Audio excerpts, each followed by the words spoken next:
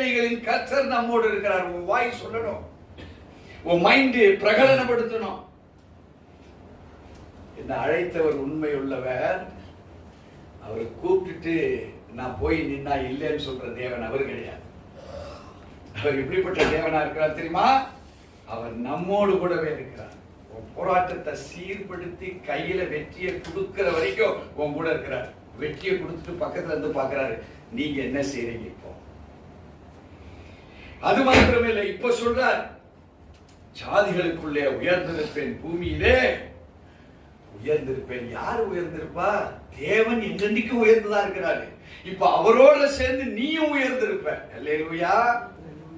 அவரை அறிந்திருப்பாயானால் he is always the almighty God, he is always the great God, he is always the blessing God, he is always the anointed God. இப்போ உங்களையும் blessing வச்சிருப்பாரு, உங்களையும் anointed அபிஷேகம் பண்ணி வச்சிருப்பாரு.